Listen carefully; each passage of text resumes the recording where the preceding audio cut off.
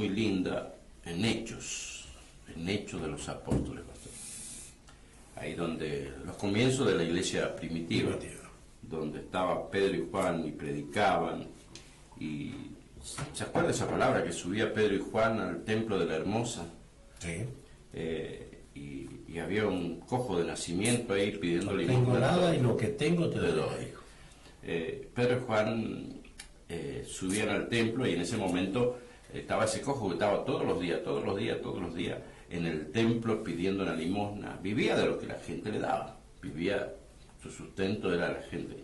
Estaba dando lástima ahí, porque era digno de lástima. Una persona coja de nacimiento que no podía caminar no era útil, y más en esa sociedad judía que cuando lo miraban a él veían el pecado, porque todas las enfermedades así hereditarias, genéricas, eran producidas por un pecado generacional. Entonces lo veían como un gran pecador. El único lugar que ocupaba en la sociedad esta persona era un mendigo. No podía hacer ninguna función porque era un pecador. Pero cuando llega Pedro y Juan, van subiendo al templo de la Hermosa, y Pedro le fija una mirada, y el mendigo miraba y decía, wow, algo me van a dar estos hombres, pero nunca se imaginó que en ese momento él iba a poder dejar esa vida pasada. A veces llegamos a Cristo pidiendo una limosna, y Dios tiene un cambio de vida. Dios tiene un cambio de vida. Y le dice Pedro y Juan, no tengo nada, mas lo que tengo te doy. Les toma la mano y le dice, en el nombre de Jesús, levántate y anda. Qué tremendo. Venimos por una limosna porque nos sentimos pecadores. Venimos a la iglesia porque nos sentimos insuficientes, no encajamos, no nos ubicamos en la sociedad, somos despreciados por nuestro pasado, porque a lo mejor vivimos en la droga, en el alcohol, hemos robado, delitido, salimos de la cárcel, lo hemos prostituido. Cuántas cosas que sin querer espiritualmente la sociedad nos aleja, nos desplaza. Pero cuando llega el poder de Dios, ahí nos enfrentamos con Jesús, porque Pedro y Juan tenían a Jesús, amaban a Jesús. Iban, dice, a predicar, a enseñar en el templo de la Hermosa. Dice que le dice, no tengo nada para darte, nada que se vea, pero tengo algo que no se ve, que es superior a lo que se ve. Toma tu lecho, levántate y anda. Llegamos a Cristo muchas veces desplazados, creyendo que somos desahuciados por Dios, esperando una limosna en la iglesia, esperando un consuelo para vivir nuestra vida mejor, y Dios tiene el milagro más grande, que es un cambio de vida. Y dice que entró al templo de la Hermosa este hombre sano, y todo el mundo fue evidente lo que había sucedido, pastor. Todo el mundo fue evidente, y esto le ocasionó un grave problema a Pedro y a Juan. Fue llevado ante el concilio, ante los sumos sacerdotes. Pero antes de eso, ellos predicaron, y en ese Hechos capítulo 4, verso 4, acuérdense bien, Hechos 4, verso 4, pero muchos de los que hablaban, muchos de los que habían oído la palabra, creyeron, y el número de los varones era como de 5,000. muchísima gente había recibido el milagro de Dios. Esto nos da a entender las Escrituras que cuando Dios hace un milagro en tu vida, detrás de ese milagro hay muchos, pero muchos más milagros. Muchos más milagros. No lo podemos cortar. Por eso tenemos que aprovechar todos los medios posibles para poder predicar el Evangelio, todas las oportunidades que Dios nos brinda en el día para anunciar esta palabra de vida. Hay vida en Jesús, hay esperanza, hay salvación. Este mendigo fue de testimonio para muchos, y a través de este milagro ellos pudieron predicar y hablar, y ellos me dicen, Ellos cuando se enfrentan al concilio, fíjese lo que ellos predicaban, el verso 19 del capítulo 4, mas Pedro y Juan respondieron diciendo, juzgad si es justo delante de Dios obedecer a vosotros antes que Dios. Había algo dentro de ellos, y hay algo dentro de cada persona que tiene a Cristo. Por eso podemos distinguir las personas que realmente tienen a Jesús, tienen la presencia del Espíritu Santo, porque son personas que no van a callar y son personas que van a obedecer a Dios antes que los hombres. Los podrían haber azotado, los podrían haber...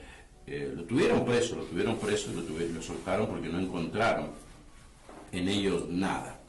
Y en el verso 23 dice, y puesto en libertad, vinieron a los suyos y contaron todo lo que los principales sacerdotes y los ancianos le habían dicho.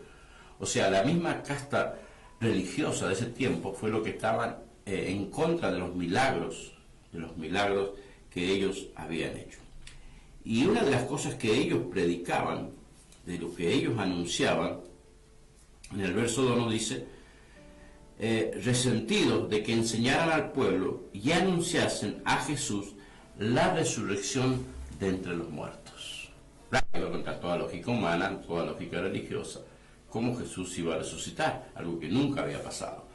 Cuando uno presenta a Jesús resucitado, no solamente en la cruz, sino el sepulcro vacío, es cuando suceden los milagros más grandes, porque vamos en contra de toda la lógica humana y en contra de las tinieblas. Y le recordamos al diablo que él perdió el imperio de la muerte. Ahora está en las manos de nuestro Señor Jesucristo. Y dice que una vez que ellos estaban puestos en libertad, el verso 24, y ellos habiéndolos oído, alzaron unánimes la voz a Dios y dijeron, soberano Señor, tú eres Dios, que hiciste los cielos y la tierra, el mar y todo lo que en ello hay. ¿Por qué leo esta palabra? Porque esta palabra se va a comunicar a través de esta emisora y a través de las redes sociales. Esta palabra puede traer la libertad que tú estás esperando, el milagro que estás esperando, porque es palabra de Dios y la palabra de Dios es viva, es eficaz y tiene el poder. El verso 25, que por boca de David, tu siervo dijiste, ¿por qué se amontinan la gente y los pueblos piensan cosas vanas? Se reunieron los reyes de la tierra y los principales se juntaron en uno contra el Señor y contra su Cristo. Porque verdaderamente se unieron en esta ciudad contra tu santo Hijo Jesús, a quien ungiste, Herodes y Poncio Pilato, y con los gentiles y el pueblo de Israel, para hacer cuanto tu mano y tu consejo había antes determinado que sucediera. Y ahora, Señor, mira sus amenazas y concede a tu siervo que con todo de nuevo hablen tu palabra. Mientras, escuche bien esto, mientras extiendes tu mano para que se hagan sanidades y señales y prodigios mediante el nombre de tu santo Hijo Jesús.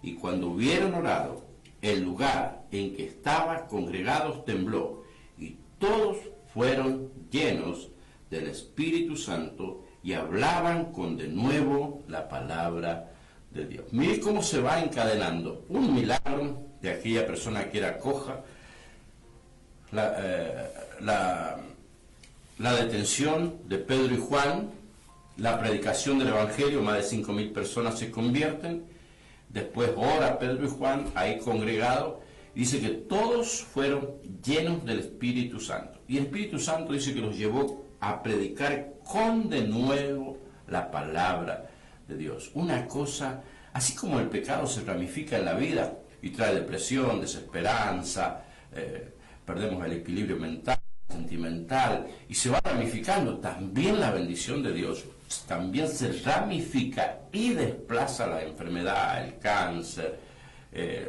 todos los problemas de los huesos, la sangre, porque es un milagro de parte de Dios. Cuando el milagro comienza no se detiene. Lo único que detiene el milagro es la incredulidad de los hijos de Dios. Amén. Pedro y Juan en ningún momento dudaron. Ellos estaban presos, pero dijeron, es necesario obedecer a Dios antes que a los hombres. Amén. Por eso muchas de nuestras leyes, muchos de nuestros principios, muchas veces las obedecemos, pero no sabemos que primero tenemos que obedecer a Dios. ¿Y todo esto a qué llevó? ¿Por qué estamos tocando estos puntos? porque necesitamos que el Evangelio se extienda, necesitamos que la palabra de Dios crezca y no mengüe, pero esa palabra verdadera, no distorsionada, como hablaba Pedro y Juan, hablaba de la resurrección de Cristo. Hoy hablamos más de la economía, del bienestar, del confort y de cuántas cosas que ellos no hablaban. Ellos cuando hablaban el Evangelio, lo primero que hacían, lo llevaban al hotel de 5 estrellas. ¿A dónde lo llevaban? A las cárceles. Muchas veces nosotros pensamos que la falta de persecución hace que nosotros podamos vivir cómodos, y es un peligro, pastor, porque en la persecución es donde se ve los verdaderos cristianos. Lo peor que hay para un hombre de Dios es halagarlo, porque lo que un hombre de Dios necesita es someterse a lo que se sometieron Pedro y Juan, a un confrontamiento con el mundo religioso de este tiempo, a pagar en la cárcel, pero ellos con de nuevo predicaban el Evangelio. Amén. ¿Sabe lo que va a hacer la persecución? La persecución que viene va a hacer que se manifieste el poder del Espíritu Santo dentro de los verdaderos creyentes y comiencen a haber milagros por todos lados. Por todos lados.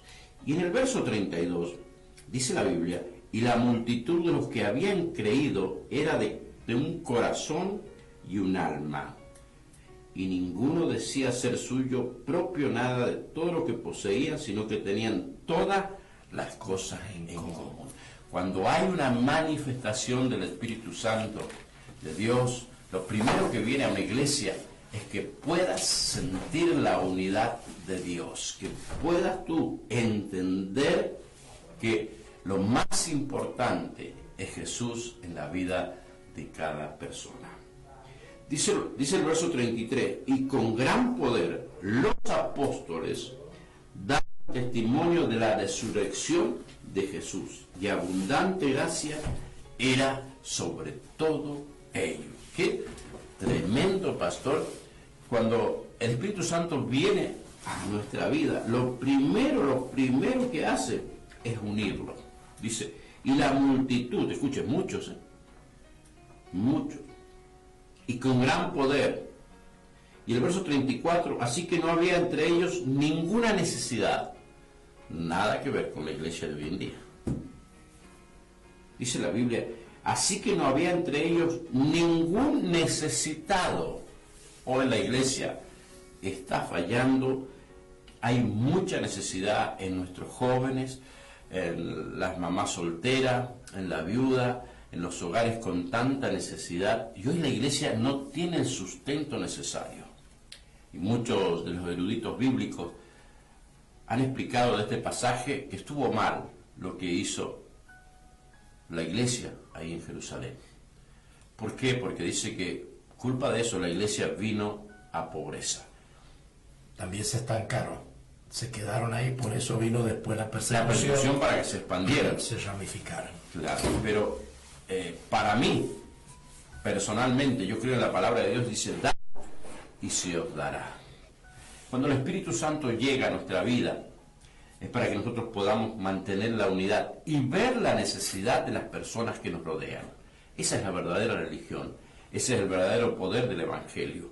Eso es lo que Dios quiere que nosotros podamos experimentar en este tiempo de gracia, un tiempo donde Dios nos ha permitido tocar el corazón de Dios sin hacer ningún sacrificio, solo aceptar el sacrificio de Jesús.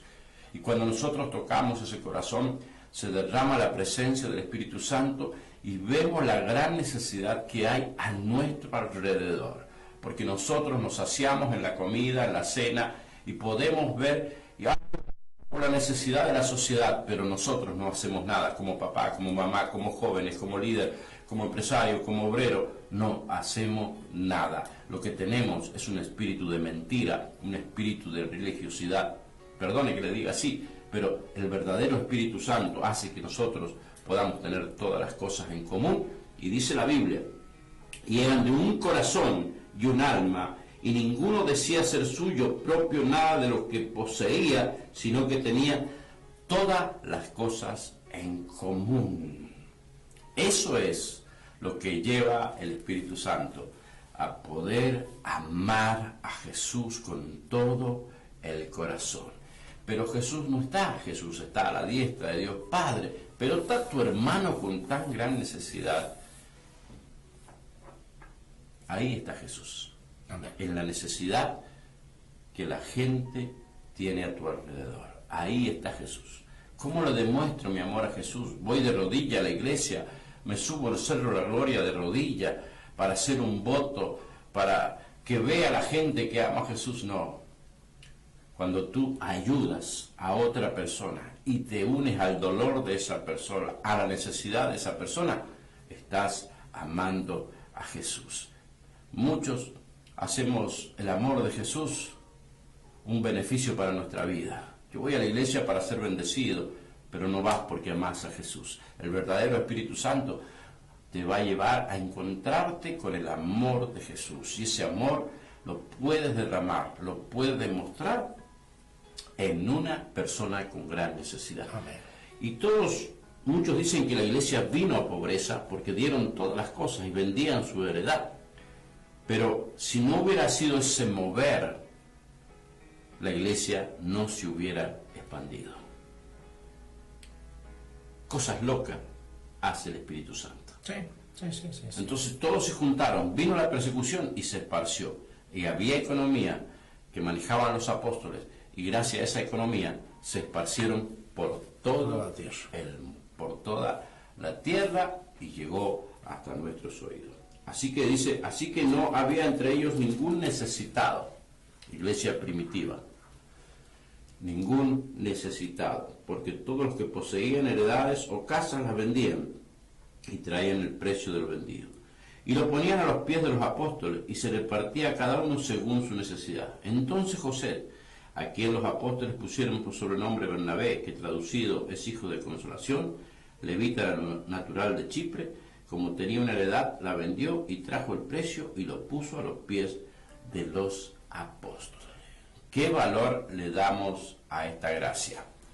¿Qué valor le damos al amor en la cruz del Calvario? Porque aquí está hablando de dinero, aquí está hablando del sacrificio de su vida.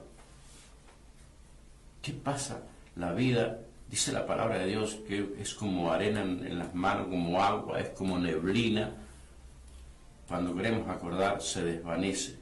Pero lo que no se desvanecen son las obras de estos hombres. José, este hombre, José, que después fue traducido como Bernabé, que es hijo de consolación, quedó impreso en el libro de los Hechos. Amén. Y creo que si este está escrito aquí, también está escrito en el cielo. Y estos son los hombres que hoy día necesitamos para expandir el Evangelio. Y no es para que usted venda su heredad, no se olvide que lo primero que tiene que hacer es sentir la llenura del Espíritu Santo. Nosotros no le podemos decir nada, ni obligarle a que dé nada, pero el Espíritu Santo lo va a llevar. ¿Cómo usted quiere ser bendecido? Cuando sea lleno de la presencia del Espíritu Santo. Fíjese, Amén. Estos sucesos, Pedro y Juan producen a través de sus vidas un milagro, son acusados por la casta religiosa de ese tiempo, esa casta los lleva y los pone presos, pero eso que sufrieron fue para que ellos pudieran anunciar el Evangelio. Dice que 5.000 personas se salvaron. Y esa multitud que estaban ahí, estaban congregados, dice que oraron, extendieron sus manos y fueron llenos del Espíritu Santo. Y tenían todas las cosas en común, un corazón, un alma, y no había necesitado. Tantas iglesias que hay hoy en día con diferentes visiones, con diferentes hombres, con visiones humanas, estrategias humanas para extender el Evangelio. El Evangelio se va a extender cuando prediquemos a un Cristo resucitado y prediquemos ese amor que Dios derramó en la cruz del Calvario. A través de su Espíritu Santo. A través de su Espíritu Santo. Así que Dios bendiga. Aníbal nos saluda, dice bendiciones, que Dios bendiga.